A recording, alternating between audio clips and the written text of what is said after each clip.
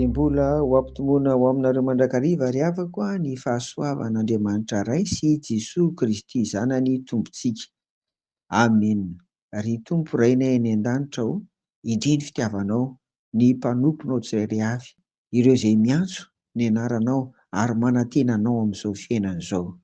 Anio Tompo dia mbola misy mahatoky izay fa haneo zava-mahagaga eo amin'ny fiainanay ianao. Amin'ny anaran'i Jesoa. Amena. Ry havako, ho faranantsika anio ny fakanan'ireo andinin-tsoratra masina vitsivitsy manasongadina fa Jesoa no mampahery. Andeha ho vakiana amin'ny anaran'ny Tompo ny Jaona 5:7-13 manao hoe: izany teny izany efa nolazaiko taminareo mba hanahanareo fiadanana amiko. Aty amin'izao tontolo izao no ahitanareo fahoriana, nefa matokia izaho efa naharesy izao tontolo izao. Amena. Izany tenin'i Jesoa izany izay milaza fa efa naharesy izao tontolo izao izy dia midika fa voalohany, nandresy ny asan'ny Satana sy ny vorongony izy. Faharoa, efa nandresy ny fahafatesana tamin'ny alalan'ny fitsanganan'ny tenany tamin'ny maty izy. Fahatelo, mitondra fanavotana ho antsika tamin'ny alalan'ny famelan-keloka mba hampihavana antsika amin'Andriamanitra sy handovana ny fiainana mandrakizay koa izy. Ary fahaefatra, fampaherezana ho amin'ny mpanaradia azy izay mitondra fahoriana koa ity andinin-tsoratra masina ity. Jesoa efa naharesy an'izao tontolo izao.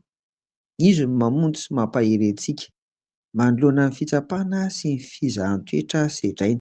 Tsarovy ary fa mampahery ny mpino i Jesoa, ilay efa nandresy ny mafy rehetra eto amin'izao tontolo izao. Koa aza-kivy raha mitolona sarotra hoy ilay hirantsika iny, matokia fa tsy irery. Amen. Dia hivavaka isika ry havako.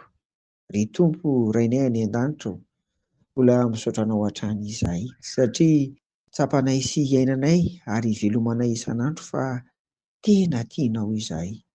Ary raha misy aza ireo zava-tsarotra samihafa sedrainay Tompo, dia ianao mihitsy no mitsofoka miditra antsehatra Jesoa Kristy sady mamonjy, manavotra no mampahery anay koa mba handresenay amin'ireny koa. Ianao no mahalala ny tsirairay avy any Tompo. Raha misy tena misedra amin'ny mafy tokoa ankehitriny dia aoka mba ho ampaherezinao ary tsy ho kivy fa handray kosa ny fandresena ao aminao ry Jesoa Kristy. Eny ary ny fiainana iray manontolo dia atolotray mba hanjakana ao hatrany. Amin'ny anaran'i Jesoa. Amen. Ho aminareo hatrany ny faherezana ry havana sy ny fandresena ary ny fiadanan'i Jesoa. Amen.